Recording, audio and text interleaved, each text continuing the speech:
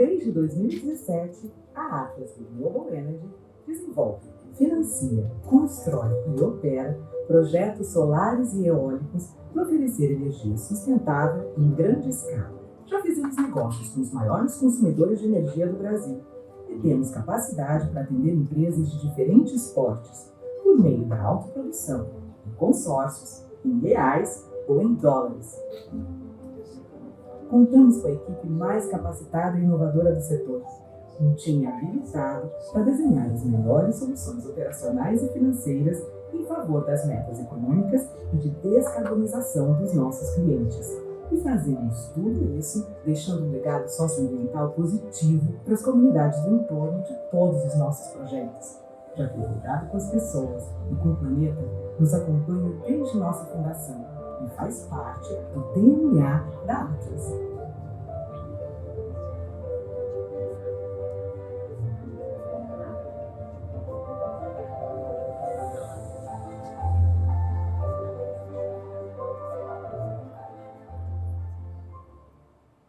Caixa, o banco com milhões de clientes que sempre tem um olhar especial para quem mais importa, você. É por você que tem nos benefícios sociais a esperança para superar os desafios. É por você que tem direito à moradia digna e quer realizar o sonho da casa própria. É por um país que acredita na união e reconstrução, com mais diversidade, sustentabilidade e muitas oportunidades. Caixa, é por você, é por um novo Brasil.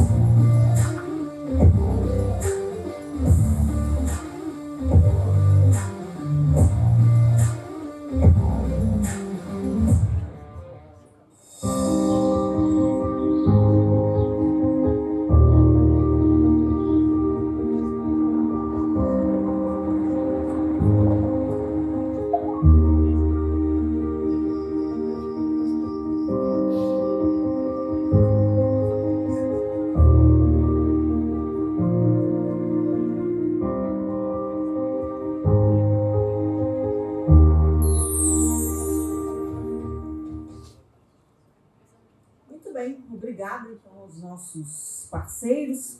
E eu convido agora para vir para as nossas cadeiras. É um palco, mas né, a ideia aqui é a gente fazer uma coisa meio conversa mesmo, tá? Então, vocês vão perceber que depois das apresentações vocês vão poder fazer perguntas e tal. Eu vou chamar o primeiro coordenador estadual da Bessolar em São Paulo, que é o Pedro Drummond. Cadê o Pedro? Pedro.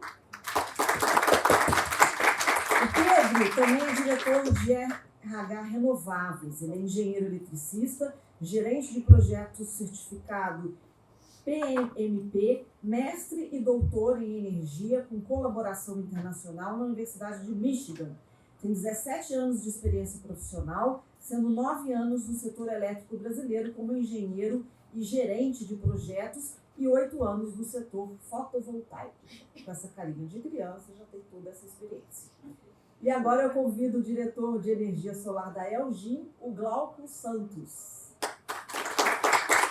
O Glauco é engenheiro com MBA pela Fundação Dom Cabral, pós-MBA em Estratégia e Marketing pela Kellogg School of Management nos Estados Unidos e Senior Leadership pela IMD ou IMD?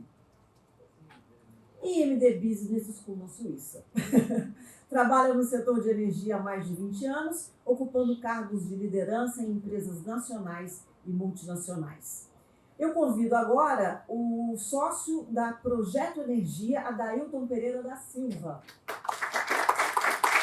O Adailton tem expertise no segmento em geral, como EPC em usinas de energia, entregando soluções que envolvem economia e sustentabilidade.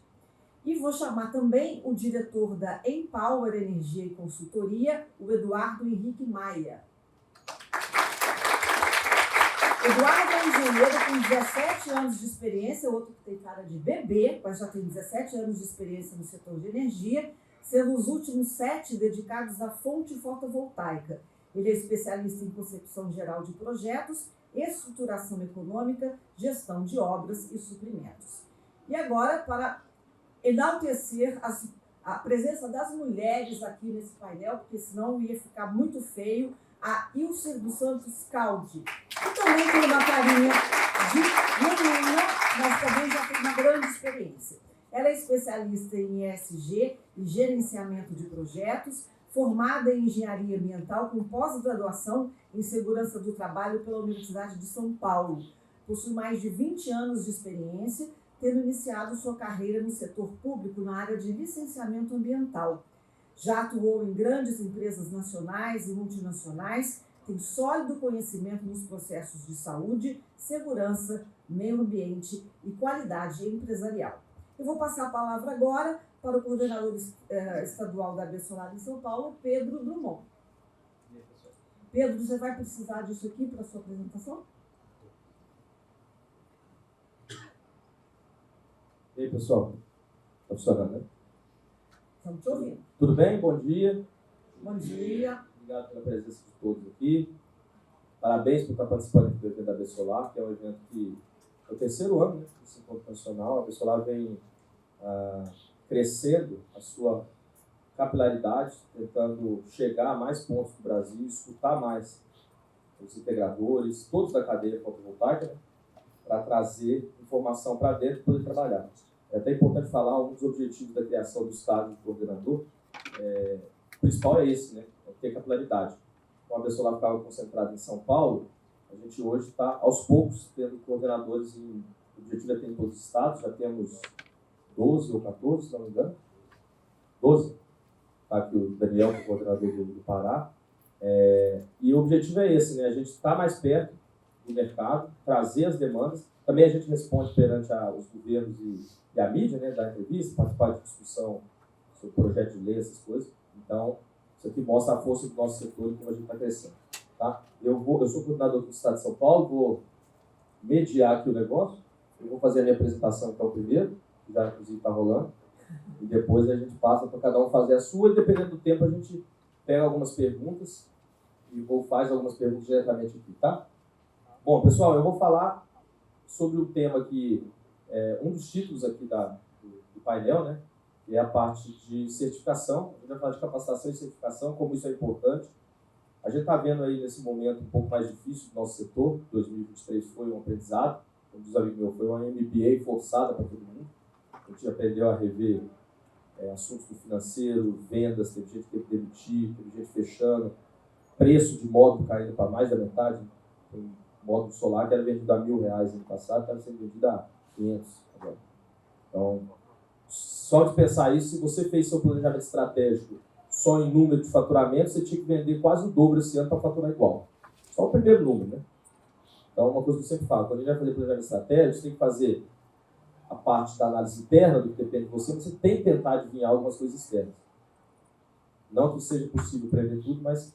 Então, nesse momento, a gente está vendo que as empresas estão olhando mais para isso, para capacitação, olhando mais para dentro, imaginando que o que vem de fora a gente não controla, mas a gente tem como reagir, tentar reagir da melhor forma. Então, a Absolar criou um programa de certificação, e eu vou falar um pouquinho dele, e depois eu vou falar um pouquinho no geral, que tem a ver com capacitação sobre gestão de pessoas. Tá bom? Bom, primeira coisa, pessoal, o que é a certificação, né? A certificação da Absolar, ela pode ser entendida como um atestado de conformidade, em 3 itens principais: processos, requisitos e regulamentos. E é bom, sempre vão falar que a Absolar criou apenas os critérios, não é a Absolar que certifica. São certificadoras, são empresas privadas que, pela livre concorrência de mercado, vocês podem escolher essa certificação. Vocês vão passar por uma jornada. Sabe aquele negócio de a gente brinca? O importante não é o alto da montanha, mas o caminho até lá? É mais ou menos isso. Quando você recebe a certificação, você passou por uma jornada de revisão dos processos, documentação, requisitos, nível dos seus profissionais, e aí você vai ficar mais forte, mais preparado, né? Essa é a certificação. Quem quiser, eu vou mostrar aqui mais informações do site.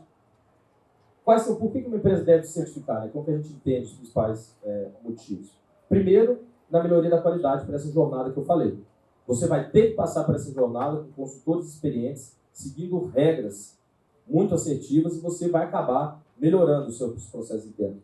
Depois, para você, solidez e credibilidade. Uma empresa que investiu nisso é uma empresa que está investindo na sua estrutura e, consequentemente, na melhoria dos seus serviços de forma geral, né? E também a parte do branding. Eu quis colocar aqui porque poucas empresas entendem o que é branding dentro de marketing. Vocês sabiam, por exemplo, que, vou dar só um exemplo, tem pesquisa mostrando que mais de 70% dos consumidores estão dispostos a parar de comprar com algum tipo de fornecedor se esse fornecedor ficar publicando coisas nas redes sociais só sobre os seus produtos. Os seus clientes não querem saber muito sobre os seus produtos, sobre as qualidades, isso ele vai saber no outro momento, quando você estiver vendendo. Ele quer ter conteúdo que ajude ele. Então, as grandes empresas que estão trabalhando com esse brand é você fortalecer a sua imagem para que os seus seguidores, para quem segue, para quem gosta da sua marca, vire audiência e, a partir daí, isso dá indicação, isso melhora a qualidade do serviço, eles percebem muito melhor. Então, é um grande investimento em brand você ter certificação. Se você perguntar para uma pessoa normal, uma pessoa que não é maluca, se você tem duas empresas iguais, com o mesmo serviço, com o mesmo produto, se forem as mesmas pessoas trabalhando, uma está certificada pela Bessolar, investiu nisso, passou por todo o processo, e a outra não.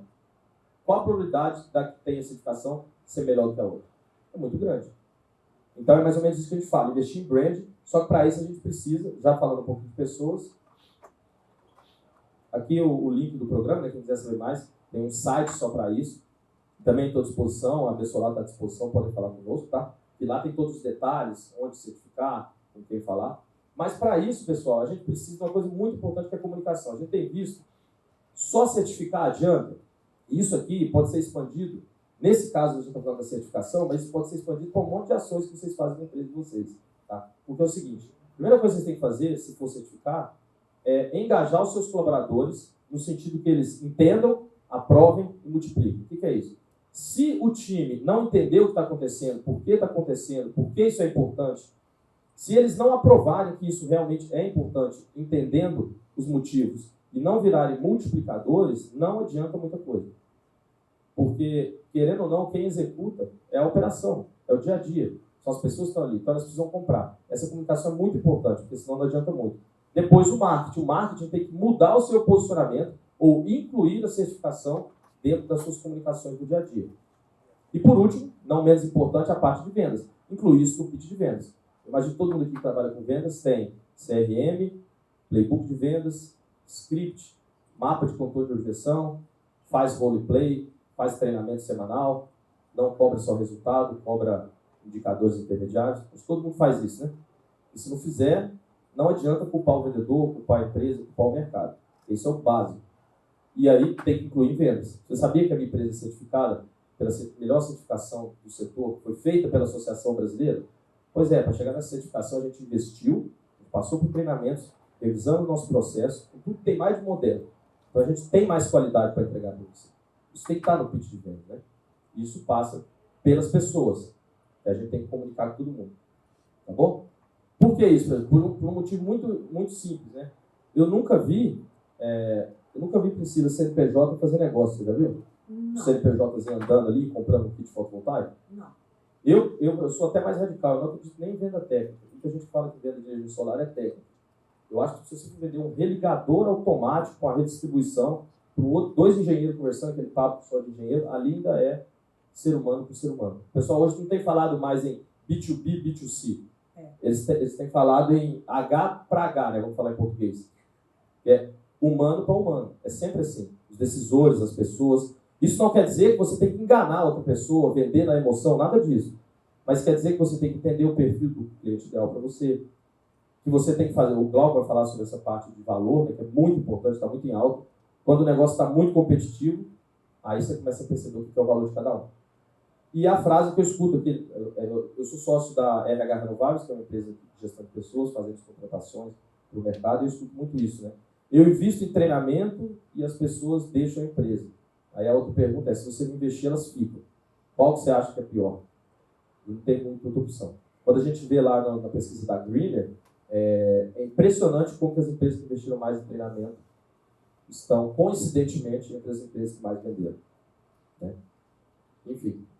Então, pessoal, quando a gente fala de gestão de pessoas, e nesse contexto da certificação, de capacitar todo mundo entender, passa por 3 partes, né? Contratar, remunerar e engajar. Essa aqui é a maior reclamação que eu escuto das empresas quando o tema é gestão de pessoas. Problema para contratar, isso todo mundo assume. Mas ninguém sabe que tem problema de remuneração e ninguém sabe que tem problema de engajamento. Não adianta contratar bem se você pagar errado. Estou falando pagar mal, estou falando pagar errado. Não adianta também você contratar bem, pagar errado e não engajar o time. Líder que acha, ou gestor que acha que contratou alguém, está pagando bem e não precisa mais trabalhar no engajamento, está afadado ao fracasso. Depois perde aí um monte de funcionário para a concorrência, tem turnover acima de 70%. Eu tenho cliente nosso que troca 70% dos funcionários todo ano. E sabe qual que é a solução que ele disse que é para resolver esse problema?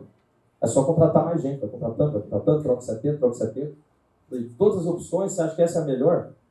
Sabe, o cara está dormindo em cima do braço e está amassando o braço. A solução é tomar um remédio. Fala, não, cara, a solução é você parar de dormir em cima do braço. Mas isso não é uma coisa também de geração, Pedro? Essa geração nova não consegue ficar num trabalho durante muito tempo, né? Eles ficam mudando. Não, roda mais porque tem mais opção. Tem até uma estatística que fala, até a década de 70, no Brasil, as pessoas trabalhavam em média de 3 a 4 empregos na vida. Hoje está de 8 a 10. Tá? Mas mesmo assim, eu acho que falta mais dos gestores entender a nova geração. E não ficar só reclamando, essa geração desmotivada, essa geração não quer nada com nada, não quer trabalhar. Essa geração tem outros propósitos. Se a pessoa não tiver no propósito da empresa, não adianta. E na minha opinião, eles estão mais inteligentes, porque não estão se sujeitando a qualquer coisa. Hoje em dia, é o gestor que fica com medo de perder o colaborador e não o contrário. O bom profissional tem opções. Hoje em dia, você consegue trabalhar com marketing digital de casa. Inclusive, você consegue ser Uber e ter um salário bem legal. Então, a pessoa não precisa mais das nossas empresas assim. Aí o negócio começa a ser contratado pelo propósito, por uma boa remuneração, e não pela dependência. A pior coisa que você pode ter na sua empresa é um funcionário que está lá porque ele não tem outra opção. Eu sempre brinco. Trabalho, eu brinco, mas assim, seria ideal. Trabalho para que seus colaboradores tenham opções de sair, mas decidam ficar. Eles têm proposta toda hora. Né? Enfim, eu estou acabando meu tempo, mas eu vou falar o último slide para repetir, tá? Aí depois Desculpa ter te Não, mas foi ótima a sua pergunta, que inclusive, vou fazer um adendo. Eu publiquei um negócio no Instagram de um artigo que saiu, olha que interessante. Os caras mediram o nível de recompensa com satisfação. Pegaram crianças, adolescentes e adultos e davam uma recompensa pequena, uma média e uma grande. E mediam a satisfação. Nas crianças, eles não percebiam, eles não teve um aumento de satisfação quando a recompensa foi maior. Por quê? Porque a criança não deu tempo. Se você perguntar para ela, você quer uma bala ou quer um carro? Ela quer a bala. Ela não percebeu ainda, né? Nos adultos, enquanto maior a recompensa, maior o nível de satisfação também. O adulto vai percebendo. O problema foi os adolescentes. Os adolescentes, quando a recompensa era pequena, o nível de satisfação dele abaixava. Então é assim, o cara está trabalhando para você ganhando 3 mil. Você fala, vou te dar 5% de aumento. Ele piora o engajamento. Não, mas eu dei um aumento, piorou? Porque na cabeça dele o aumento é pouco. E aí a gente tem hoje, o pessoal, os psicólogos estão trazendo muito, uma adolescência tardia. Pessoa com 30 anos, comportamento de adolescente, não sabe seguir regras, não sabe ouvir, não tem um nível de autoridade que talvez nunca teve na vida. Tem os motivos aí que muita gente vai explicar. Mas é isso que está no mundo. Eu falo na RH Renováveis. Nós não criamos o ser humano. A gente pesquisa no ser humano que existe. Eu não invento um profissional. Eu quero um profissional assim, assim. Cara, esse aí, infelizmente, deve ser outra raça. Porque o humano não tem. Os cachorros também. Tipo isso, talvez contrata. E é assim. A geração está vindo assim. Não é culpa minha, não é culpa sua, não é culpa de ninguém. O negócio está acontecendo. Não é uma doutrinação obscura que tem gente trabalhando por trás. Para com essas bobeiras. Isso a sociedade ela vai mudando, ela evolui para um lado, vai para um lado. E aí, quem é gestor ou quem está na empresa tem que trabalhar com isso. Se achar ruim, liga para sua mãe que pede para te levar embora. Porque aqui o negócio é assim, as pessoas são assim. Né? E tem jeito de engajar. Esse pessoal mais jovem pode trabalhar reclamando na sua empresa, mas quando às 6 horas da tarde vai fazer uma coisa que ele gosta. Você pode ter certeza, sabe? E você tem que procurar saber isso. Então, para encerrar aqui, para eu passar a palavra para os outros, se deixar eu falo mais, só queria fazer esse comentário desse slide, que é o seguinte, pessoal. A principal coisa em gestão de pessoas que a gente vê de erro, e essa pesquisa demonstrou isso, é o seguinte. 90% das contratações no Brasil, essa pesquisa mostrou, são feitas através do que a gente chama de hard skills, comportamentos técnicos. Então, quando você vai fazer lá uma descrição de cargo para contratar alguém, se eu preciso de alguém que vai fazer projeto de PVC, o que eu procuro? Alguém que já fez projeto de PVC. É impressionante. Qualquer empresa de RH você vê a vaga. Necessário, experiência no solar, conhecimento na área, independência, inteligência, ou seja, isso é hard skill, é coisa que você aprende. Né? Sendo que, alguns anos atrás, ninguém sabia mexer em PVC. E sendo que amanhã o PVC já acaba, entra outro software e você tem que aprender o novo. Então, todo mundo contrata por conhecimento técnico. Só que na hora de demitir, você manda embora por comportamento, 90% das vezes. Então, você contrata conhecimento e manda embora o comportamento. A vida inteira fazendo isso. Por que a gente não inverte? Então, tem que tomar uma decisão quando vai contratar. Ou quando você vai trabalhar numa empresa também. Porque não adianta nada você ir para uma empresa que você não tem conexão com ela, só pelo dinheiro, só pela posição, ou só pelo status de ser gerente. A maioria dos colaboradores querem o status da liderança, e não o preço a pagar, né? E entender por que você ganha mais se é líder. Porque tem um negocinho aí que você vai ter que pagar para fazer isso. Então, a proposta que a gente sempre fala, e as grandes empresas têm feito, é inverter essa questão. Ao invés de sofrer com contratar gente pronta de conhecimento técnico e depois perder essas pessoas para o comportamento, contrata comportamento, contrata uma base forte, uma estrutura para aprender e ensina. Porque você tem duas opções: ou você contrata desse jeito e ensina, ou você contrata do outro jeito e perde todo mundo. Não tem uma terceira. Infelizmente, é o que as pesquisas estão mostrando. Isso aqui eu acho que é o maior erro nesse ponto. Então, a gente recruta comportamento e conhecimento a gente desenvolve. Essa é a receita para o negócio mais sustentável, para você não ter 75% de turnover. Né? E aqui, para finalizar, só quero mostrar uma coisa aqui. Eu fiz uma pesquisa da RH, perguntei, um cargo, um exemplo. Né? O que o gerente comercial faz, pessoal? Aí o pessoal ia respondendo. Mais de 90% das respostas caíram nesses 3 itens. Eu cobro semanalmente as metas, eu ajudo em negociações complexas e eu dou desconto. Então, vamos lá. O gerente comercial fica cobrando, quer dizer, bota pressão, aperta as pessoas, grita, xinga, como se desse resultado. Ajuda em negociação complexa, ou seja, vira muleta de vendedor. Né? Apertou, me chama, eu vou lá e fecho. Aí o time acha que vendeu, mas quem vendeu foi o gerente. Ou dá desconto. Cansei de ouvir isso.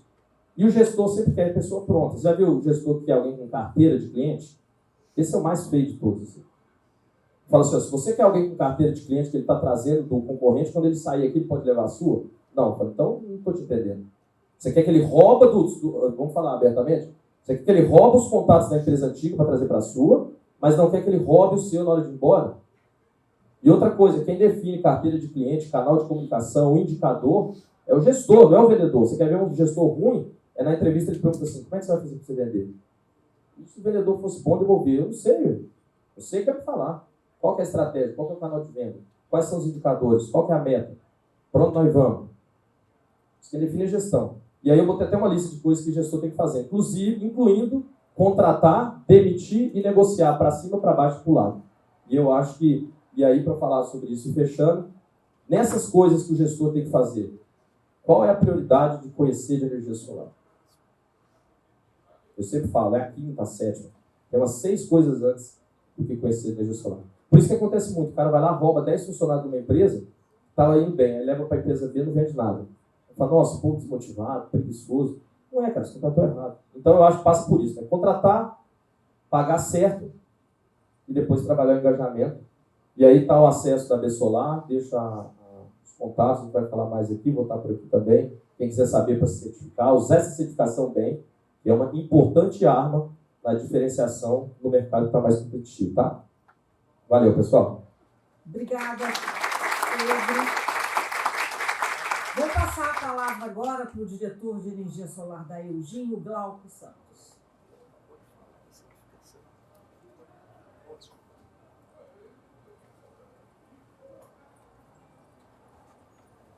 Alô? Alô, alô? Tá ruim o seu microfone? Oi, pessoal, vocês estão me ouvindo? Estamos. Tudo bem? Você me permite fazer a apresentação de pé, Pedro? Então, primeiro, queria agradecer ao Pedro e à B Solar, né, pelo convite de participar de mais uma edição aqui com vocês. Parabenizar, né, vocês também pela iniciativa de estarem aqui hoje. Isso é uma diferenciação, né, poder estar aqui adquirindo mais conteúdo, mais conhecimento. Então, acho que esse é um ponto bem importante do que eu vou falar com relação à percepção de valor e diferenciação. Né? Então, é isso que eu acredito, que eu tenho levado, né? Participei das 5 edições que a gente teve dos encontros regionais, né? Inclusive com o Daniel lá em Belém do Pará. Né? Então, participei das edições que tiveram pelo Brasil, em todas as 5 regiões. E aqui, para a gente encerrar o ano, né, com chave de ouro no Encontro Nacional, poder trazer um pouco de conhecimento para vocês, que está alinhado com o que o Pedro falou. O mais importante é a gente trazer informação, trazer conteúdo e conhecimento para que vocês possam também se desenvolver e fazer o negócio de vocês mais próspero, né? Eu acho que está invertida a apresentação. Essa, me parece que é da Revolução Solar, não é a sua. Essa não é a minha. Gente, é Eugênio, ok? Acho que eles vão mudar. Então, enquanto isso, eu vou comentando com vocês. Comentando, conta piada. Eu não sou bom de piada, então eu vou trazer conteúdo para vocês. Melhor. Essa parte de stand-up eu faltei na aula. Tá? Então, a minha apresentação é bem curta também, são poucos slides, é mais um compilado do que, né, nessas viagens que eu fiz aí pelo Brasil, né, nas 5 regiões, eu fui coletando informações e feedbacks, né, de todos os elos dessa corrente do solar, né? Sejam fabricantes, distribuidores, integradores, clientes finais. Então, o que eu trago é um compilado disso, né, do que eu ouvi. E aí eu sintetizei isso em poucos slides para trazer para vocês o que eu ouvi do mercado e compartilhar isso com vocês, né, que eu espero que isso traga, que vocês saiam aqui dessa apresentação de hoje com alguns insights, falar, pô, legal, esse ponto que foi apresentado aqui, se eu colocar em prática na minha empresa, no meu dia a dia, vai me diferenciar, vai agregar algum valor. Então, esse aqui é o propósito do que eu vou trazer para vocês. Então, o assunto de percepção de valor, ele é bastante amplo, né? Então, o que a gente tem visto hoje e ouvido pelo Brasil é esse desafio de como se diferenciar quando a gente fala, como o Pedro mesmo comentou, né, de uma redução tão brusca no preço do módulo, né, reduziu 50%. O valor, né, do nosso ticket final, seja de produto ou de serviço, ele diminuiu numa boa proporção, porque o módulo é uma grande parte do todo. Então, o que a gente precisa fazer para garantir, né, a nossa prosperidade? Então, a gente tinha uma série de ações para fazer, para buscar essa diferenciação. Então, ouvindo tudo isso, como é que a gente coloca em prática no nosso dia a dia? Eu costumo dizer também, né, plano estratégico, acho que todas as empresas que estão aqui têm, né? Então tem lá um PowerPoint ou um impresso na parede com um plano estratégico, né? E eu acho que o grande desafio é como é que a gente desdobra essa estratégia, né? Como é que a gente operacionaliza essa estratégia. E aí o que eu vejo que as empresas que estão mais bem sucedidas no setor foram aquelas que conseguiram implementar melhor o plano, né? O plano tem sua dificuldade, né, de fazer, de conceber o plano para dar a direção, mas o grande desafio é realmente tornar aquilo realidade, né? Não adianta só ter o plano no papel e não realizar o plano. Então, a percepção de valor ela vai permeando, né, todos esses aspectos. Então, a gente tem a questão do posicionamento da empresa com relação à marca, que o Pedro também comentou, né, do branding. Como é que a empresa se posiciona com relação a isso frente ao mercado, né? E essa linha de trazer conteúdo é muito importante, né? E não só apresentar os produtos ou os serviços, mas sim de que forma a sua empresa pode ajudar a outra empresa ou o cliente a desenvolver mais negócios e ser mais próximo. Glauco, deixa eu te interromper, porque me passaram uma informação que é o seguinte: a sua apresentação foi para na outra, naquele auditório lá, daquela gente lá. Então, eles estão perguntando se você quer trocar com o próximo, ou para a sua apresentação vir para cá, ou se você, pelo jeito, decorou, tá feliz, mas se você quiser continuar, você continua. Ou você quer fazer essa troca para a gente recuperar sua apresentação. Não, podemos continuar, tá, então, tá tranquilo. Ainda bem que a pessoa conseguiu decorar o PowerPoint dele. Como eu comentei, né, essa é a 6ª rodada pelo Brasil, então se eu não tivesse sabendo o conteúdo ainda, era melhor a Solar já me cortar da próxima. Então... Ele vai continuar, viu, gente? Pode ficar tranquilo, a gente continua aqui. Só preciso ter a referência do tempo, eu não sei como é que eu tô no tempo. Tá bom. Mas aí você me avisa, tá? Eu te aviso, tá? Assim como o Pedro, o assunto é bom, né? Empolgante, a gente vai estendendo, mas não quero tomar o tempo dos colegas aqui do painel também, não. Então, nessa jornada da percepção de valor, ela começa, né, no início, dessa forma como a empresa se posiciona com o branding. Né? E aí depois a gente vai... Chegou! Opa, chegou, tá vendo? Melhor ainda, né? Melhor ainda. Com a apresentação aqui vai ficar um pouquinho mais interessante. Parabéns, Natália. Obrigado. Deixa eu só ver aqui. Passar para frente. Boa.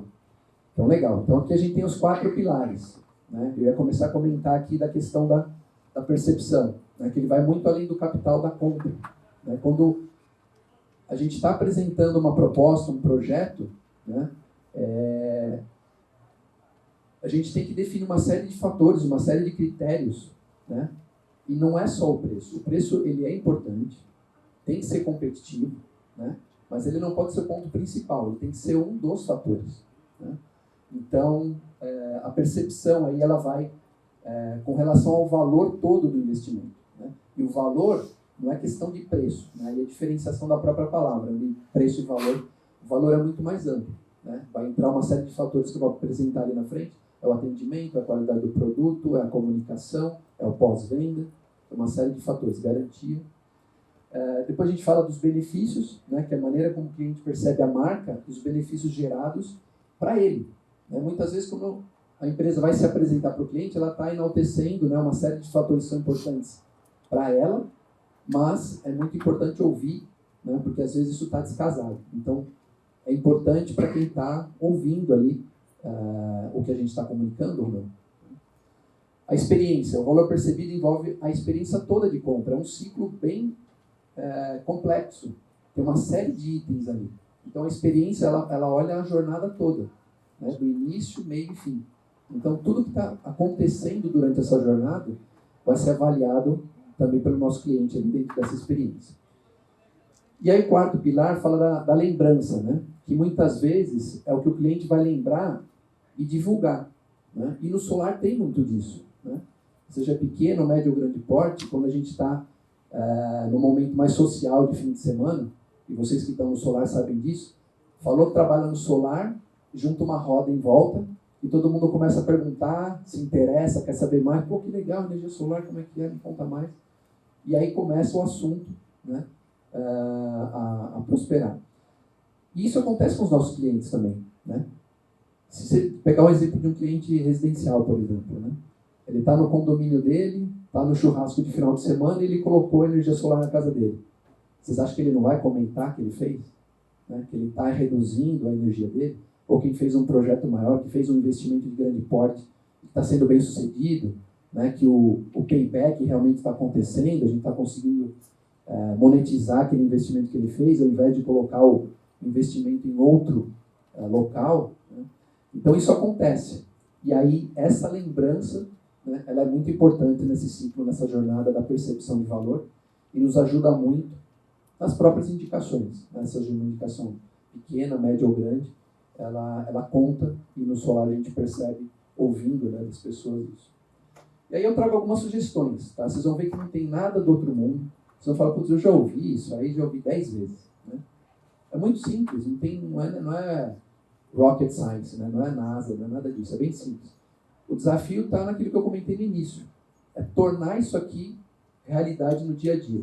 Então, eu compilei isso aí nessa formatação, né, com os principais itens do que eu ouvi, né, de todo o mercado, né, seja fabricante, distribuidor, integrador, cliente, todos os elos da cadeia.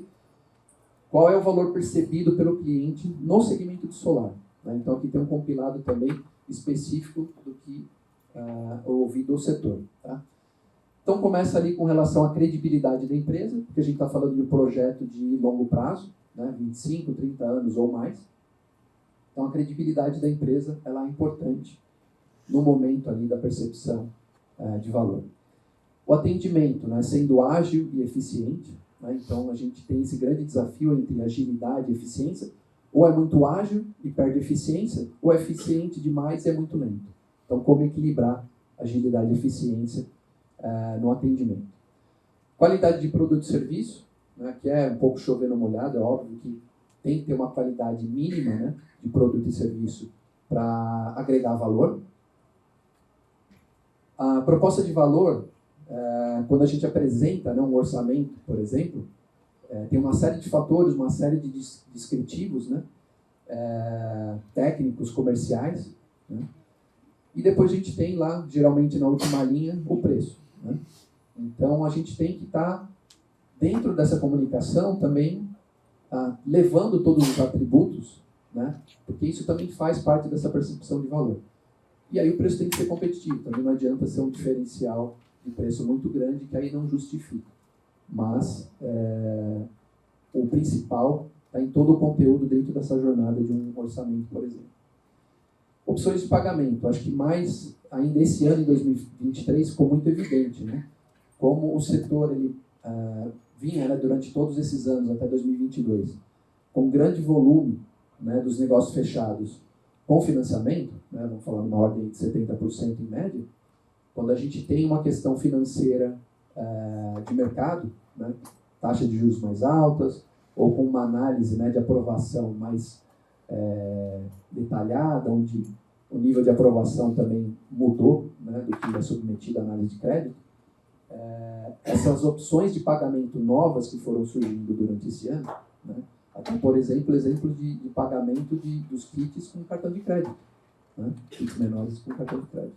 Evoluiu bastante esse ano também, a gente viu uma nova jornada dentro desse ciclo aí.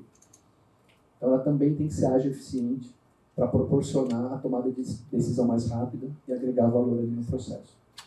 Cumprimento de prazos, né? Entrega e instalação. Isso aqui também parece muito óbvio, né? Mas eu ouvi muito isso, muito comprometimento, né? E aí projetos de todos os tamanhos, de pequeno, médio, grande porte, microgeração, mini geração, sendo muito afetados por conta disso, né? Então, parece ser um ponto muito natural, mas acaba ainda sendo diferencial, né? Você fazendo isso bem feito, agrega muito valor em todo esse processo. Suporte e assistência, então, pós-venda e garantia, é muito importante, também por conta da duração do projeto, são projetos de ciclo de vida muito longos, então esse suporte em todo o ciclo de venda é muito importante e ele agrega valor em recorrência de negócio. Então a gente sempre pensa, né? Aquele negócio que a gente fechou, aquele pedido que a gente fechou, como é que ele se torna recorrente, como é que eu fidelizo, né? Então esse ponto é bem importante, que a gente continue depois da venda dando todo o suporte e assistência. Clareza na comunicação, né? E aí está atrelado ao próximo ponto também, que é a geração igual ou melhor que o prometido.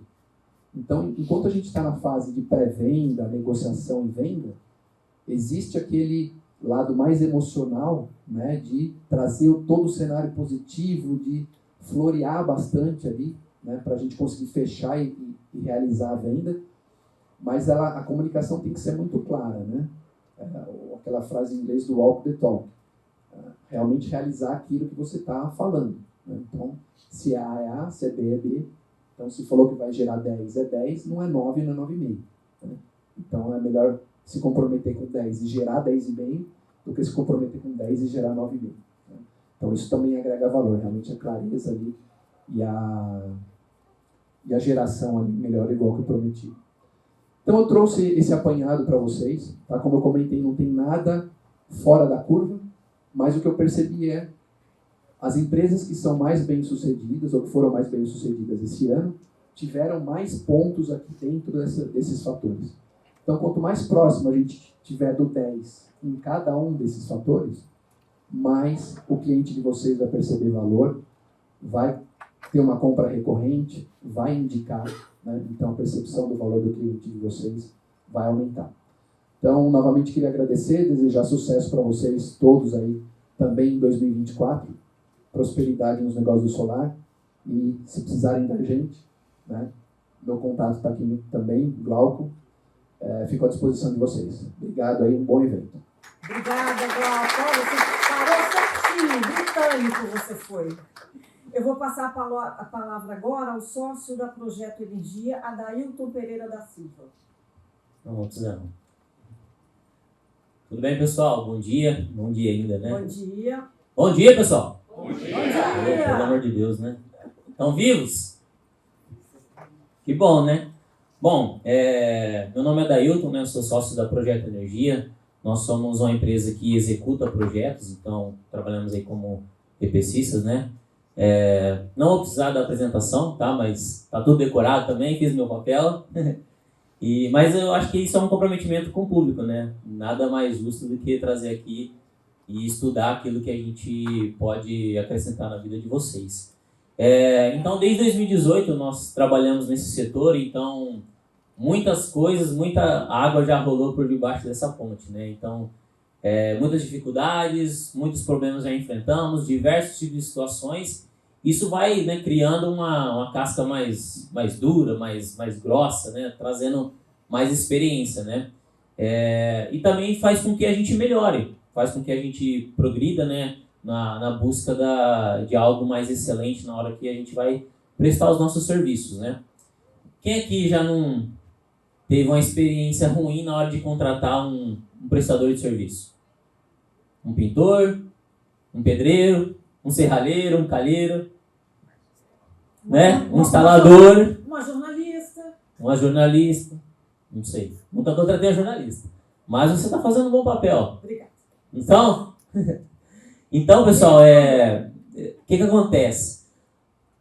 Nós, prestadores de serviço, nós executamos sonhos. Até na hora da venda ali, né, na hora das promessas, né, na geração de valor, tudo isso está no campo ideológico, está tudo ali na cabeça, na fala ou até mesmo no papel. Só que na hora de executar o projeto é onde você vai colocar tudo aquilo que foi prometido, tudo aquilo que o teu cliente percebeu de valor, de pé. Né? Não sei se vocês construíram casas já, mas até ali na hora que o arquiteto está mostrando o projeto para você e tudo mais, é lindo e maravilhoso. Mas na hora da obra, que é o vamos ver, né? Aí entra todos esses prestadores de serviço. Então isso faz com que nós sejamos responsáveis por realizar sonhos e colocar de pé aquilo que as pessoas esperam na hora de contratar um prestador de serviço, né? Então, o tema da nossa palestra aqui é realmente trazer boas práticas para que, juntamente com vocês, nós possamos melhorar o setor. Essa é a verdade, né? Então, cada um de vocês, incluindo eu, temos a obrigação, né, de realmente seguir nessa linha, de buscar a excelência na execução dos nossos serviços. E isso faz com que esse trauma, né, sobre o prestador de serviço, muitos clientes já foram negociar e falaram, nossa, eu não vou te pagar à vista, porque uma vez eu contratei um pedreiro e paguei tudo o serviço para ele. E ele abandonou a obra. Isso aconteceu comigo também lá na empresa, lá na hora de reformar a nossa sede. Só que isso causou o que na vida do cliente? Muitas vezes, quando você vai contratar um segundo prestador, porque o primeiro não entregou aquilo que deveria entregar, você acaba pagando até o dobro, né? Quem sabe até o triplo. Porque o segundo vai falar, não, eu não garanto o que o cara fez aí não, o que esse prestador fez, eu vou fazer tudo de novo. E aí é outro preço, é mais material e assim por diante. Então, muitas vezes os clientes nos procuram e eles já vêm com um certo trauma de um prestador de serviço qualquer. E trazer essas propostas de valor, essa geração de valor na cabeça do cliente, realmente convencê-lo de que você não é igual aos outros, é muito difícil. Por quê? Porque você precisa primeiro desconstruir aquela ideia que ele tem de prestador de serviço. Então, tudo isso que nós estamos fazendo aqui, participando, é justamente para que, na hora que você fale para o cliente, na hora que você esteja numa mesa de negociação, você consiga realmente demonstrar que você não é qualquer um. Você está acima da média. E é isso que nós fazemos na nossa empresa. Porque eu aprendi na minha vida que eu preciso buscar a excelência todos os dias. Esse é o meu lema. E é o lema que eu passo isso para a minha empresa, para os meus colaboradores. Buscar a excelência todos os dias. É fácil? Não é fácil. Você ser melhor do que ontem, não é fácil. Mas é preciso e é necessário. E é isso que eu coloco como regra, como conceito e como lema dentro da minha empresa. E eu gostaria que vocês levassem isso para a vida de vocês. Mas por que eu já trago esse lado pessoal antes mesmo de ter uma empresa? Primeiro que eu tenho um mestre, mais conhecido como Jesus, que ele é muito exigente. Então ele me exige que eu seja melhor do que eu fui ontem. Que eu seja uma pessoa melhor, E assim por diante, eu vou colocar essa digital, tá vendo essa digital que você tem aí? Onde você rela a tua mão, você está colocando a tua impressão digital. Quem você é, como você pensa, aquilo que você promete ou não. O que o Glauco falou de, prometeu 10, então tem que ser 10, é você não ser mentiroso. É você não querer trapacear, você não querer simplesmente vender ali, negociar com o cliente, levar mais um contrato e simplesmente não querer entregar. Isso é hipocrisia, isso é mentira. Então, buscar a excelência na prestação de serviço leva muito a sério aquilo que nós somos na vida pessoal. Porque alguém que abandona o serviço, venhamos e convenhamos, não tem muito caráter. E o caráter na prestação de serviço é algo importantíssimo. Por exemplo, eu estava conversando com o Glauco aqui, a gente está executando uma obra de 1.2 mega com equipamentos da Eugene, onde o integrador anterior, onde a empresa anterior, ela não conseguiu entregar a obra. E a obra era avaliada, em 4 e poucos milhões, foi vendido por 3. Agora, me responda. Quem que dá desconto de 1 milhão numa obra? Tem cabimento executar uma obra e você dando desconto de 1 milhão? Não tem como. Ou seja, foi prometido, foi entregue ali uma proposta para o cliente inexequível.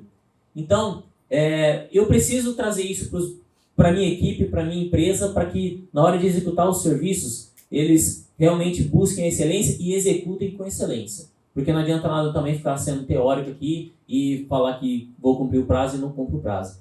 Então, quais são as boas práticas? Em primeiro lugar, eu acredito que a cultura da nossa empresa influencia muito a qualidade dos nossos serviços. Se você aceita que os teus colaboradores entreguem fora do prazo, isso é cultura. Se você aceita que os teus vendedores mintam na hora de negociar, isso é cultura.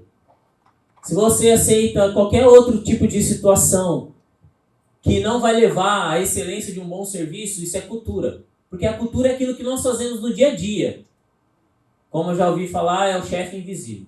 Você pode montar uma estratégia, um plano estratégico maravilhoso. Só que na hora H, no dia a dia, na execução, é o teu dedinho, é o teu coração, a tua mente, a forma que você age, o teu caráter que vai influenciar naquele projeto. Não foi aquele planejamento estratégico que você colocou no papel.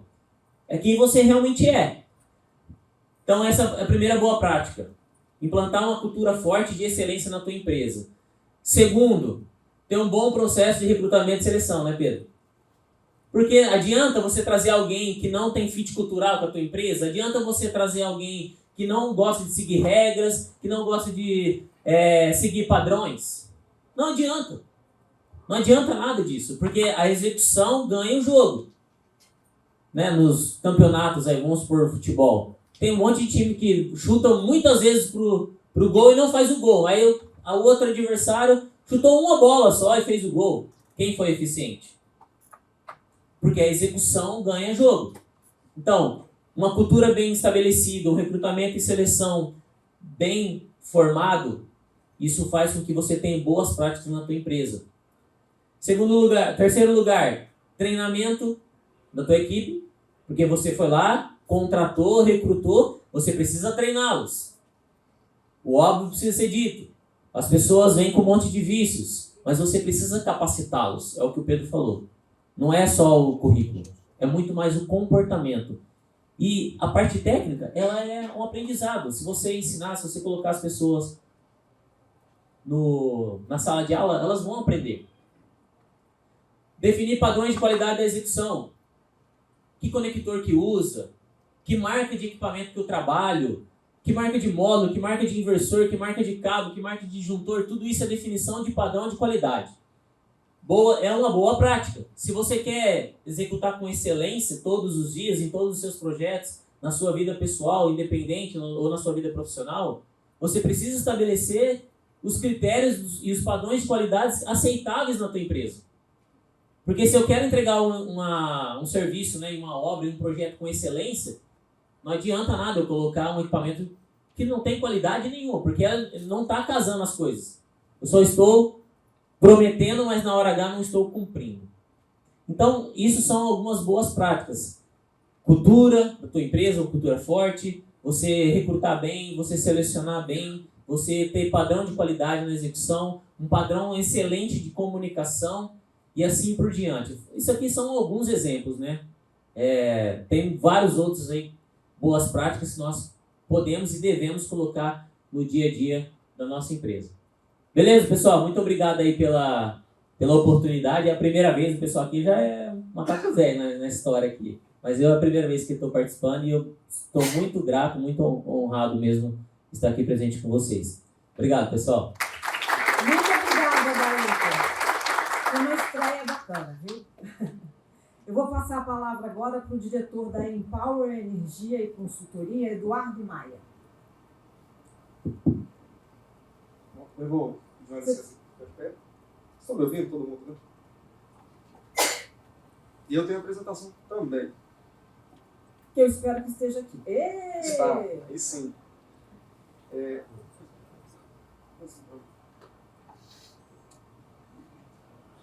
Bom, primeiro, bom dia, obrigado a todos pela presença aqui, é um prazer enorme estar falando com vocês.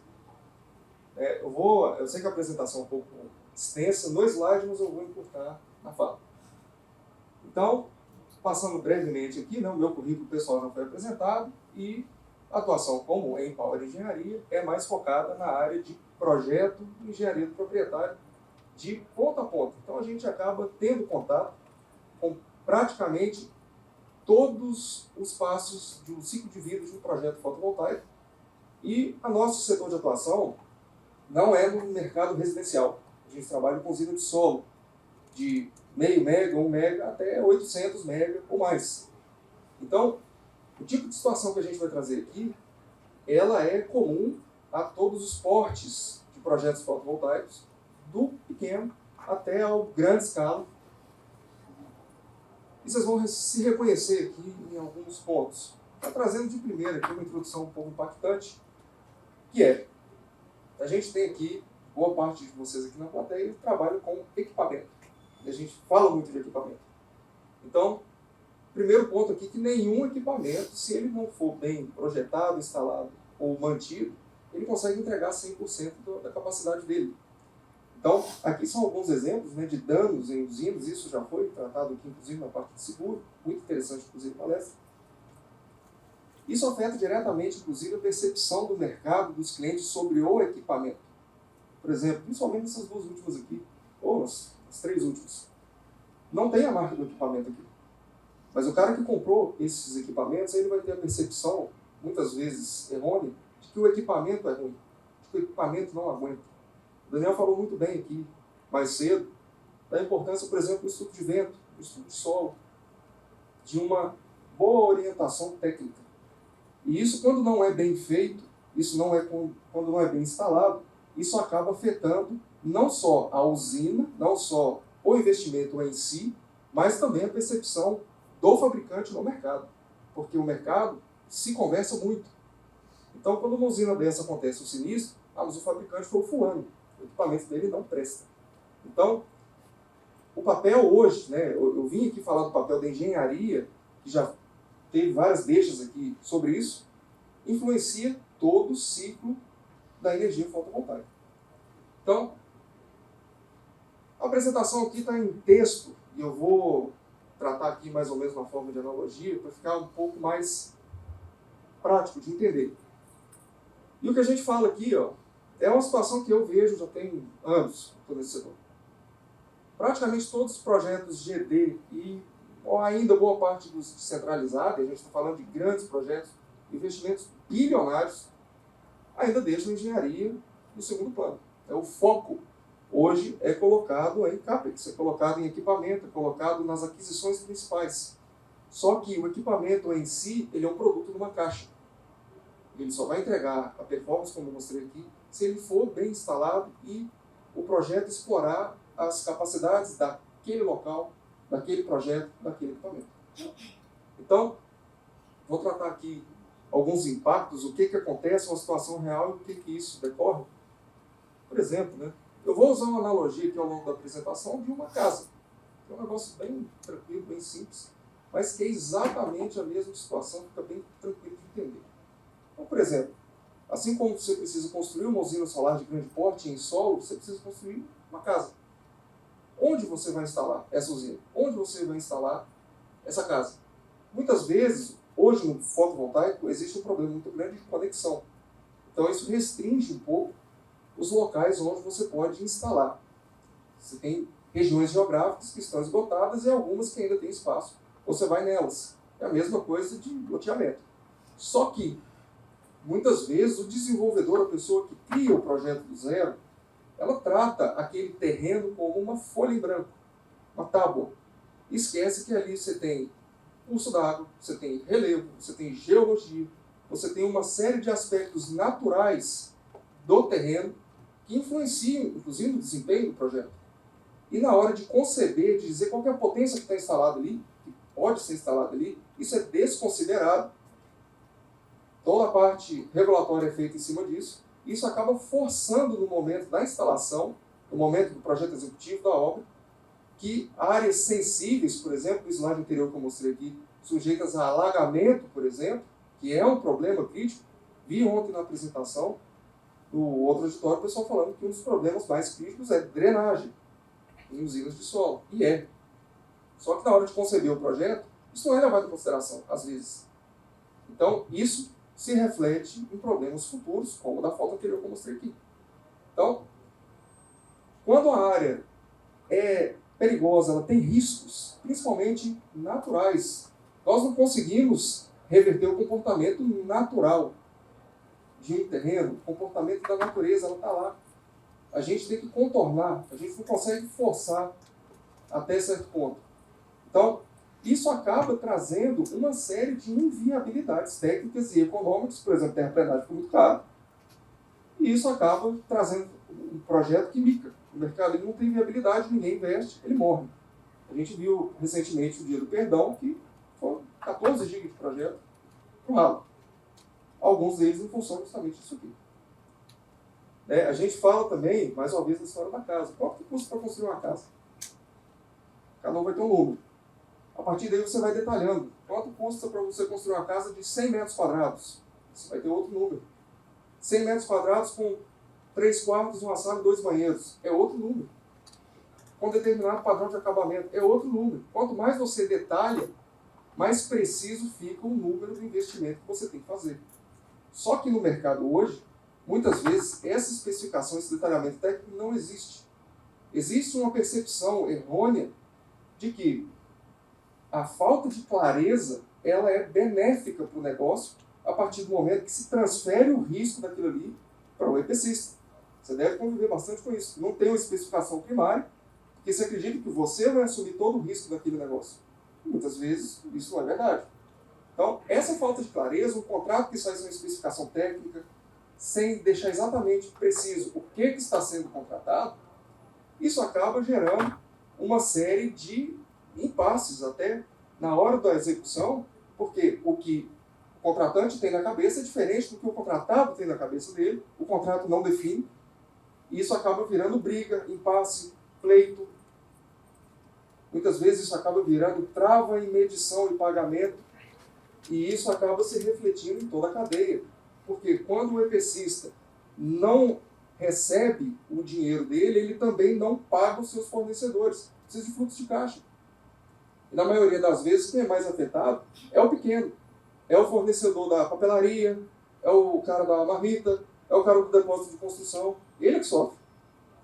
Por causa de uma falta de clareza aqui no momento, lá da proposta. Se fosse feita uma engenharia nessa etapa, com certeza, esse tipo de discussão, e o que você falou muito bem, o cara joga o preço lá embaixo, não entrega. Daqui a pouco tem que pagar o dobro para trazer outro cara para consertar.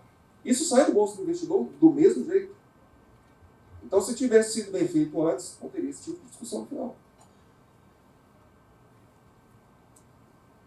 Outro reflexo disso aí, a transferência do controle, não é só o risco, é o controle técnico da execução do projeto para o EPCista, para a empresa. Quando você contrata uma empresa séria, que tem a dedicação técnica no projeto, você tem tranquilidade.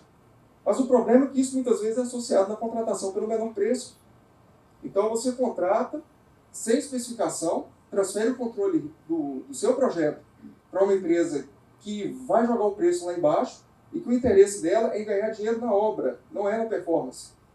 Então, isso acaba expondo, né, um desalinhamento de interesse, que é o termo que eu estou usando aqui, porque o investidor ele quer performance, TIR, ele quer energia. O construtor, o EPCista, ele quer o resultado na obra. A depender, isso a gente já vê em usinas de grande porte. Isso aí acaba trazendo, muitas vezes, risco de performance, muitas vezes pelo uso de material inadequado, pela mão de obra que é contratada abaixo do preço do mercado e acaba vindo a mão de obra de baixa qualidade. Né? E traz uma série de problemas crônicos. Inclusive, os EPCistas, alguns, né, é claro que tem gente extremamente qualificada no mercado, mas alguns gestores de EPCistas de grande porte, grandes construtores, não têm conhecimento técnico. A gente está aqui falando de qualificação, é o objetivo do fórum. Né? Muitas vezes o gestor vem de outra área, ele não sabe nem de que cor que é o módulo fotovoltaico. Nunca viu, mas ele é o tomador de decisão. Então ele pressiona toda a cadeia técnica, principalmente, não dá tempo. A gente vê aqui usinas de 800 megas que não tem um mês para se fazer um projeto executivo. Inicia a assinatura do contrato, mobilização no dia seguinte, início de terraplenagem. Não dá. E isso acaba impactando em campo. Né? Inclusive, um ponto aqui, né? A pressão muito grande para recuperar o resultado em obra, validando gambiarra. Cansado de ver isso. E isso, na maioria das vezes, né, existe ou não uma engenharia do proprietário qualificada. Quando ela é qualificada, ótimo. Ela acaba virando um goleiro, evita o problema. Mas nem sempre. Então, quando ela ou é ausente ou ela é insuficiente, acaba passando uma série... Todos os problemas que eu falei aqui acabam passando, o investidor não vê isso, né? E isso, no final do dia, aumenta a OPEX, porque o cara tem que ficar o resto da vida consertando aquele sistema, seja residencial ou de solo. Isso aumenta demais o OPEX, que não estava previsto. A rentabilidade dele vai lá embaixo, o payback triplica.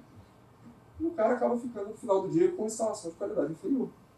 Então, basicamente aqui, a engenharia, ela serve um papel de ser o mediador de negócios. Ela é a linguagem comum entre o investidor, o contratante, e o contratado. Quando existe a clareza, a certeza do que está sendo contratado, do que está sendo precificado, isso aqui tudo acaba se tornando realidade. A gente tem base técnica consistente, a gente tem redução de risco, a gente tem redução de OPEX e a gente acaba, no final, garantindo a confiabilidade e a rentabilidade da performance da usina, que é o que todo mundo quer. E no final do dia, toda a cadeia é beneficiada. O fabricante do equipamento, o instalador, o projetista, o investidor que gosta do negócio e acaba construindo mais usinas. Né? Eduardo, desculpa. Eu estou ciente. Você está ligado ali do tempo. Estou ligado. Okay. E aí, só para pontuar aqui o quanto que isso custa, né, a gente fala aqui que as etapas de projeto respondem por uma fração mínima do CAPEX, em troca da responsabilidade que isso tem do custo. Então, alguns cases aqui práticos, né, a gente fala aqui de um payback da engenharia. Né, quantas vezes um projeto se paga ao longo da vida útil de um projeto. Então, a gente está falando aqui de números expressivos. Né, a gente está falando que uma engenharia bem feita, ela se paga 4, 5, 15 vezes ao longo da vida útil do projeto. Isso é muito relevante, isso na maioria das vezes não é bem valorizado. Né? Em GD os números são maiores ainda, a gente está falando em 60, 168, 107 vezes de retorno de investimento. Dinheiro investido em engenharia que retorna na forma de redução de custo, aumento de performance. Isso é muito relevante. Isso é fundamental para o setor. Então, né, no primeiro slide eu mostrei alguns pontos assustadores, agora fotos aqui de coisas que deram certo, tem dado certo, graças a Deus. Né? E basicamente era isso que eu queria mostrar hoje, mostrar o papel, mostrar o quanto que isso retorna e mostrar o problema que a falta de engenharia acaba trazendo para os projetos, e principalmente engenharia não é qualquer um que faz. A gente falou disso aqui nos fóruns anteriores. Engenharia tem que ter um parceiro certo. Né? E no caso aqui, o parceiro certo. Reinaldo está aqui nos meus contatos, deu o QR Code. Então agradeço a todos mais uma vez e até a próxima. Muito obrigado. Obrigada, Eduardo. E por fim eu passo a palavra para a Country Manager da Seices Brasil, Ilser Caldi.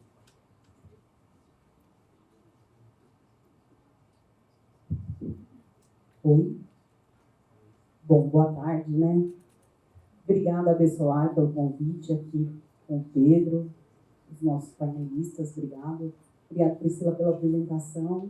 Obrigada a todo mundo que resistiu mais um pouquinho aí para assistir a nossa apresentação.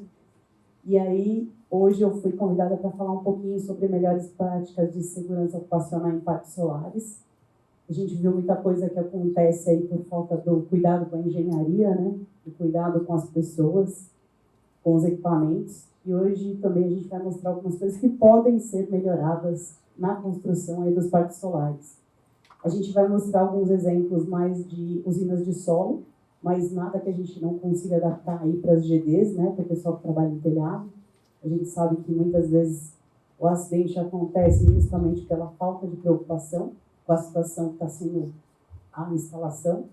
Então, a ideia aqui é só mostrar alguns exemplos para vocês de boas práticas que a gente já viu e que dão muito certo aí espalhados pelo Brasil.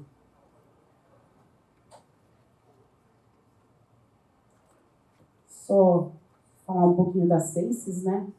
A Seises é uma empresa espanhola, nasceu há 7 anos em Sevilha.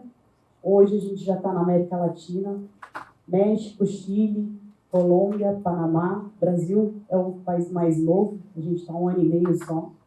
A Seises começou como uma startup, uma plataforma de gestão documental para terceirização de mão de obra. Então a gente faz toda a gestão aí do risco da contratação da mão de obra terceira, garantindo ao contratante que todos os terceiros que estão trabalhando dentro da obra garantam aí a entrega de documentação, saúde, segurança e previdência, não só do trabalhador, mas das maquinarias que entram nos projetos e das empresas. Mensalmente também tem uma garantia de entrega de toda a documentação e todo o pagamento de impostos, né, que está associado a essa contratação, inclusive para garantir o pagamento aí de salários e contratos com essas terceiras. Então, essas informações da nossa plataforma também garantem aí essa liberação de pagamento para as contratadas. Um pouquinho, né? A Absolar entrou na nossa vida esse ano, a gente se conheceu, foi ótimo. A Absolar é um parceiro incrível, né, de desenvolvimento de negócios.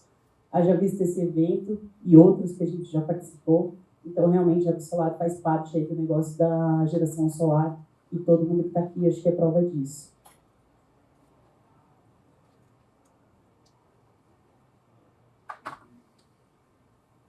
E aí, deixa eu levantar um pouquinho aqui para ficar mais perto. A gestão documental, que eu acabei de falar, né, é uma das ferramentas que a gente associa com boa prática para construção de parques solares no Brasil e em outros países. Esse sistema, ele garante que cada trabalhador e cada equipamento que entra dentro de um projeto solar, ele foi verificado com toda a sua documentação e essa garantia da redução do risco, agregando valor para o projeto, justamente para que ela não tenha aí uma imagem manchada por algum sinistro, alguma coisa que aconteça dentro do projeto por falta de documentação. Essa é uma das boas práticas. Auditoria HS com QR Code. Então, o nosso sistema, além de ser a plataforma de gestão documental, a gente gera um crachá de QR Code que pode ser associado na etiqueta para um trabalhador colocar no capacete ou na vestimenta. Isso pode ser usado dentro das auditorias, dentro do próprio canteiro de obras, aí nas visitas de HS dentro do projeto, para garantir que todo trabalhador, equipamento ou empresa realmente está validado e tenha liberação para poder participar do projeto, com os treinamentos, com a capacitação e principalmente com a documentação exatamente como a função dele exerce. Eu não sei se vocês já ouviram falar, muitas empresas aqui no Brasil já estão usando, né, a avaliação da íris para a identificação de alterações no comportamento humano.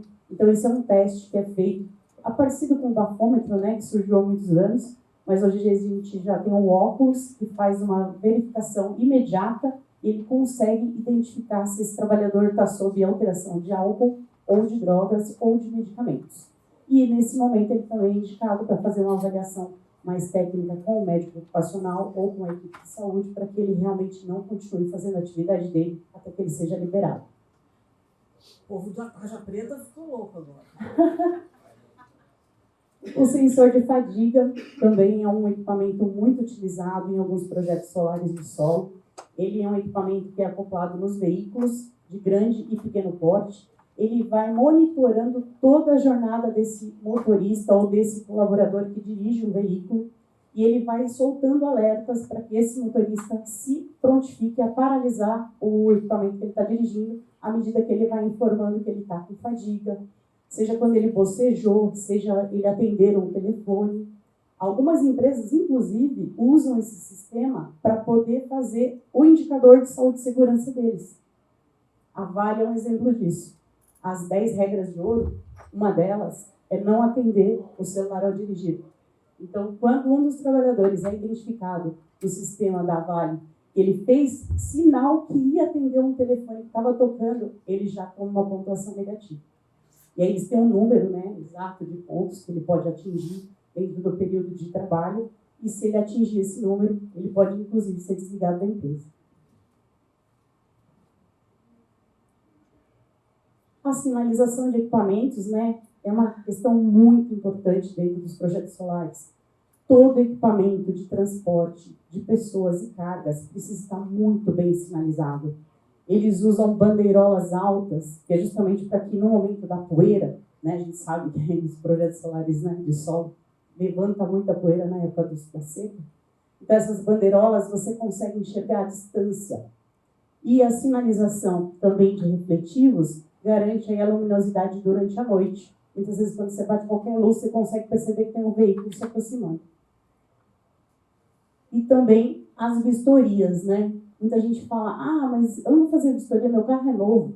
Acabou de sair, né, essa semana da locadora, veio aqui para o projeto, está tudo certo. A vistoria diária é importantíssima, porque se você notar um pneu um pouco mais baixo do que os outros, pode ser que ele já está apresentando alguma variação do enchimento e isso pode causar um acidente. Então, toda essa inspeção deve acontecer diariamente para garantir todos os itens de segurança do caminhão, do equipamento ou da máquina.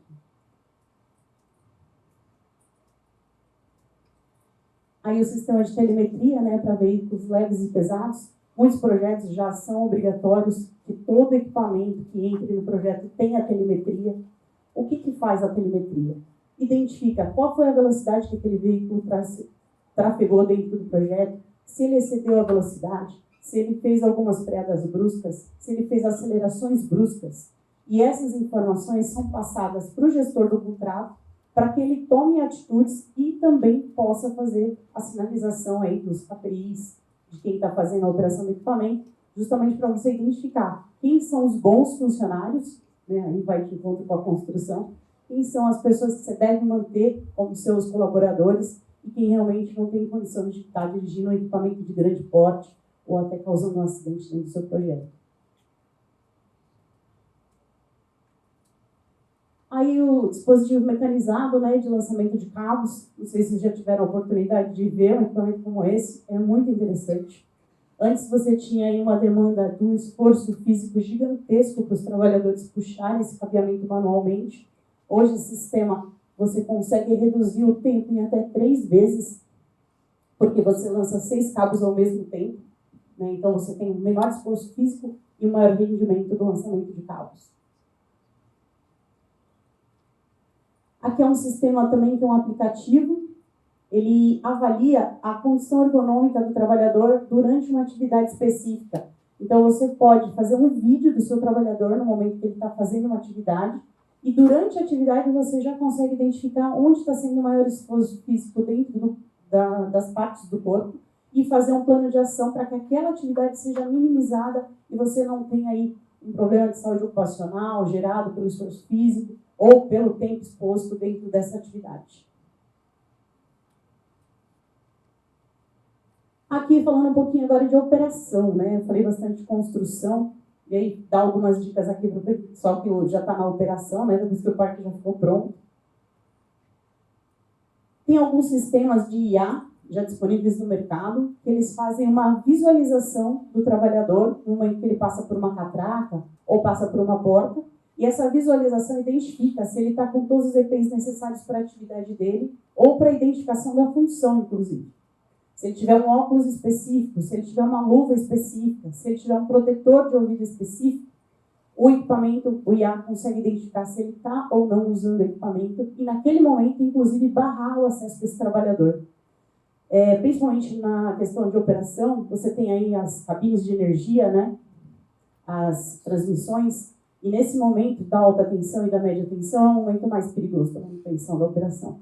Então, você consegue identificar no acesso desses sistemas se aquele trabalhador que está indo para fazer aquele trabalho, se ele está usando os EPIs corretos para aquela atividade. Aqui é um almoxerifado autônomo, também é um sistema bem conhecido, acho que a maioria das pessoas já devem ter visto, é um armário que fica geralmente nas áreas de vivência ou nos corredores da empresa, OIM usa mais, e aí você tem a disponibilidade ali de qualquer EPI, ele tem um acesso por digital, por senha ou por crachá. Então a pessoa consegue acessar qualquer tipo de EPI que esteja descrito para a função dele e retirar do equipamento para que ele faça uso. E isso já fica registrado na ficha de entrega do EPI do trabalhador. Não precisa ter outro controle para poder assinatura, nada disso. Já é reconhecido pelo Ministério do Trabalho. Aqui é um sensor também de detecção de tensão no ambiente elétrico. Esse é um sistema muito eficiente para evitar eletrocução, né? Muitas vezes o trabalhador chega para fazer a manutenção de uma área que já está energizada e ele consegue, com esse sistema que está acoplado no capacete, identificar a passagem da tensão. E aí, realmente, ele recebe um sinal sonoro e, inclusive, um sinal como um vibrador, né, no capacete, indicando que não é para ele encostar naquela posição, não é para ele chegar próximo daquela unidade, porque aquela região está energizada e corre o risco de eletrocução. E esse daqui, o último, né, são os sensores vestíveis com infravermelho. Eles estão acoplados no próprio colete do trabalhador. Ele tem um sinal sonoro que emite para o trabalhador que está com o colete, que um veículo está se aproximando e que ele pode ser abarroado por ele. E ele também tem uma outra parte desse sensor que está nos veículos, que também são sinalizados dentro das cabines que existe um pedestre próximo e que ele não pode avançar. Em alguns momentos, na Vale também é um exemplo, eles são desligados. Máquinas que estão próximas a pedestres, quando eles têm esse sensor acoplado ao sistema, o equipamento se desliga e ele não pode se mover mais, porque tem um pedestre próximo. E aí deixa só uma mensagem, né, para reflexão. A melhor coisa que um ser humano pode fazer é ajudar outro ser humano a saber mais. Gente, obrigada. Tá aqui meus contatos. Se precisar de alguma informação, por favor, fique à vontade. Muito obrigada, Luciana. Grandes novidades. Eu vou voltar com a palavra com o Pedro e só avisando, como a gente está apertado de tempo, a gente vai ter uma pergunta, se alguém tiver. Sim. Bom, pessoal, obrigado aí pela explicação, pelas apresentações, muito legal. Uniu aqui, né, uma parte dos assuntos, né? O Glauco falou de valor, depois o David falou sobre prestação de serviço, vocês dois também falaram sobre prestação de serviço, né? Sobre a engenharia, a importância disso, e aí isso fechando, e a gente vê, né, estava falando de valor, preço, custo, enquanto uns lutando para tentar entender como vender mais barato, a gente falou aqui, às vezes até de acrescentar custo no serviço, mas que tem que dar retorno. Então, é um assunto longo que a gente poderia falar, não vai ter tempo, então deixa uma pergunta. Alguém quer fazer alguma pergunta? Eu tenho umas 5 aqui, mas não vai dar tempo de fazer. Eu anotei aqui, eu estava anotando. Também, mas... Alguém quer fazer alguma pergunta, especificamente? Olha, vocês podem depois Mandar para o negócio da frente. falar com eles, né, na hora do almoço, no coffee break, eles vão ficar por aí, né? Sim. Eu posso perguntar aqui, dá tempo 1 minuto? Eu vou falar o seguinte, vou fazer um resumo aqui. Obrigado. Eu vou fazer uma pergunta que é o seguinte, eu vou perguntar para o Glauco, depois vou perguntar para o Dailton, e para vocês dois é meio junto, assim, o que eu pensei aqui, tá? O Glauco, você falou de valor, bem rápido, assim, como que eu sei qual que é o meu valor perante o cliente? O que eu acho é o que é. Eu acho que pegando o contexto, né, de todas as apresentações, eu estava fazendo uma síntese aqui também, né, e a gente consegue permear por todos os assuntos, e aí eu acho que a ideia é justamente pincelar isso, né, aquilo que faz mais sentido para o teu negócio, né, do que vocês, por exemplo, fazendo essa analogia com o que vocês ouviram aqui hoje, né, o que vocês perceberam aqui hoje que no dia a dia de vocês pode agregar mais valor. Então, acho que para cada um de vocês, para cada empresa, para cada modelo de negócio, tem alguns fatores que podem influenciar mais e que vão gerar mais valor para o cliente de vocês. Então, acho que é isso. É essa percepção, Pedro, do que faz sentido para a sua empresa, para o seu negócio, que possa entrar naquele ciclo, né, do que você já vem fazendo, mas fazer melhor, fazer com mais eficiência, né? Eu peguei o exemplo, né, da última apresentação agora, essa questão da eletrocução, né? Quanto custa salvar uma vida? Depende da vida. Não, tô brincando. Vida não depende, não. Isso não depende. Então, é piada, não podia, mas depende. É verdade. Acho que esse é o ponto, né? Quanto custa salvar uma vida? Então, isso agrega valor, né? Então, e é como você apresenta isso para o seu cliente, para o seu parceiro, é que vai mostrar o valor realmente, de fato, né? O valor genuíno da sua empresa. Sim, muito legal. O pessoal falei brincando. Vida é tudo igual, tá? Todo mundo tem a mesma importância, tá? Para mim, a minha é mais importante que a dos outros, mas aí cada um julga o que quiser. Mas obrigado, Glauco, esse negócio de valor é muito importante. Daí, tu fala o seguinte, você falou de prestação de serviço, como avaliar? Agora vai ter que ser um negócio de 30 segundos cada um. Fala um indicador. Como você falou, eu entendi muito de terceirização. Todo mundo terceiriza, em algum ponto. Eu levei muito para a terceirização. Como é que eu escolho um fornecedor se eu for olhar uma coisa só? O que você indica? Simples a pergunta. Bem simples.